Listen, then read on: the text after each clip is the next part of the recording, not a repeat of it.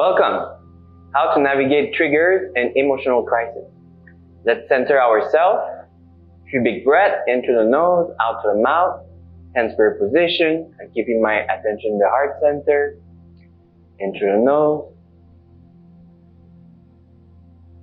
Fully release. Decontract your body, your muscles. Relax. Fall in the chair. Into the nose.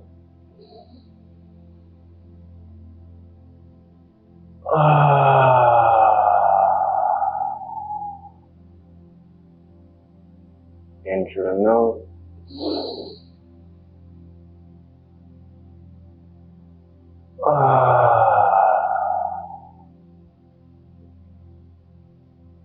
In the moment when we get triggered, the energy field is being shaken.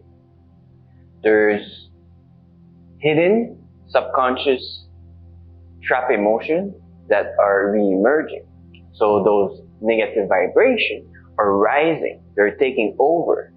They're tuning up the pain that was dormant. So we close our chakras. Most of the time, we close the heart. We contract the energy field as a subconscious mechanism to protect physically, creating a shield. And when we do so, if we're below 200, we start reacting even more. If we're borderline 200, we might see it, we might react too, if we're not used to it. The only goal in those moments is not to react.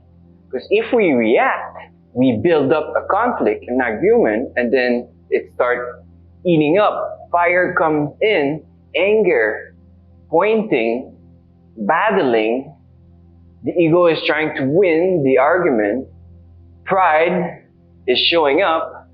Then we're going to start trapping even more emotion than what we need to release to start expending. So by reacting, we are giving each other more inner work to do. And we don't want that. We're doing so much work on trying to clean this cloudy energy field, this pain body, from all the initial trap emotion. It's a full-day job, right?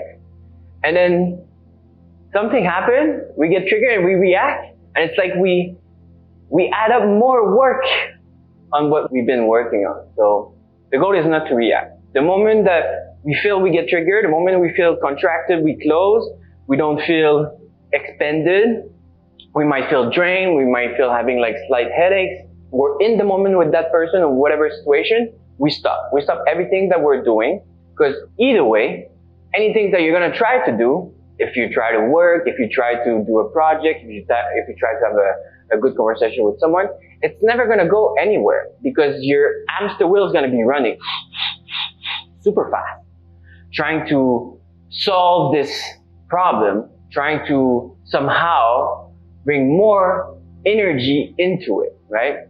You're going to be running different stories, different scenarios in your head until you fully release it, until you transmute it. So out of like productivity, right? The best way is just to stop everything, retreat, and pick up a pen and your journal and start trying to act as an inspector to see what happened. Get some clues. And the best way is to use muscle testing or the pendulum. All the time, I'm having the emotional code chart in my phone, in my pocket, and if I'm not at home, I'm getting triggered, I pick up the phone. I have like an album on my phone where it's called Healing, and I have a bunch of different photos from different modalities. The emotional code chart is there. Pick up the emotional code chart. I still do this every day. And before, I was doing this all the time, all day. I was literally like having this mindset of, okay, I'm gonna figure that out for 6 months. I'm gonna master all those emotions. I was almost like in an internship, and life was giving me like information, details all the time. We're basically living emotion every moment, because an emotion is an energy in motion. So we're living negative emotion, negative, positive, and it's every second going up and down, always moving. So there's information to be picked up all the time. And people, they tell me, is that too intense to do this all the time?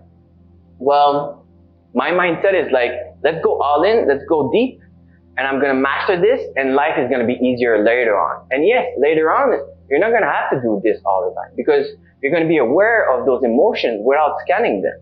And more and more that you release, more and more you raise your level of consciousness, more and more you're not gonna need to transmute any negative emotion. So in the moment I get triggered, I retreat, I pick up my phone, I take the chart, I take the pendulum or the muscle testing, and what's going on. Okay, what is the emotion I just lived right now that makes me feel like that? Quadrant A, yes, quadrant A, row 1, row 2, okay, row 2. Is it anxiety? Yes, okay, I found my first emotion. And then once I found this emotion I've just lived, well, I can ask more information. Where this emotion I'm living is coming from. Did I initially trap this in my childhood? Yes. Okay, was it below 5? No. Is it over 5?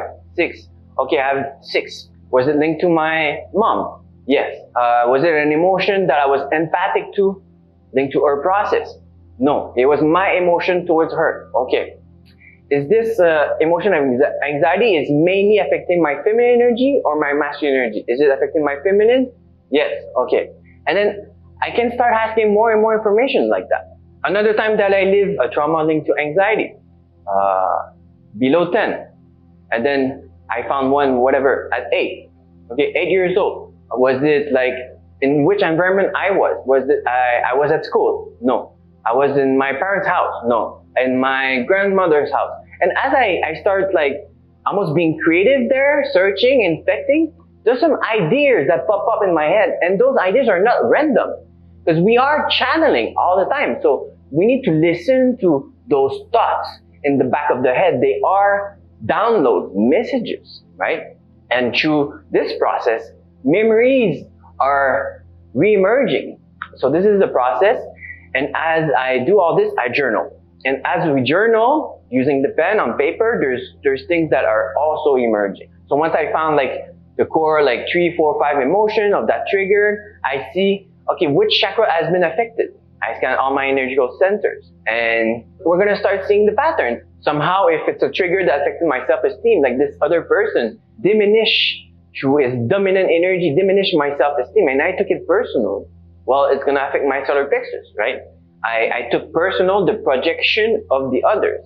And once we start seeing those patterns, we have like clear information on paper, well, we can rise above and see the whole situation from the macro perspective and seeing like, actually, it's this other person that project their own thing. That's the next level. When we're getting good at scanning, we can start scanning the other person. And then like this, we can see both parties and we bring more understanding. So I can start scanning the chakra of the person. What happened in that moment? What is the emotion that this person was living during that conflict that triggered me? And then when I have both parties involved, I can really like find a middle ground and bring full understanding. And remember, that's the key of the game, understanding. We're trying to understand energetically what happened. Understand from the wounded ego, the wounded inner child. Because everyone is acting subconsciously from their pain body and their hamster wheel program. So this is my mindset. And I know that there's people with different type of personality that maybe this is not going to fit. Maybe you're going to find other ways. Maybe you can find like little things here that I just said and integrate in your own style. One thing for sure is we should never react and we should try to assess as soon as possible, because if we go to sleep with that type of energy field, we're not going to be able to sleep properly. If we go into a project or anything, like me, for example, if I would have felt triggered and closed energetically before doing this video, well, this video wouldn't have been as good as I wish. So that's the process of life. Always readjusting, realigning, assessing what's going on within. And I think for me, the best tool is really the emotional code chart with muscle testing and analyzing those 60 emotions, understanding the depth of it. Each time we scan an emotion, anxiety happening in that trigger, okay, I learn information. Next time, I'm going to learn even more. And slowly, I'm becoming a master of that specific emotion. That's it. Thank you. Have fun.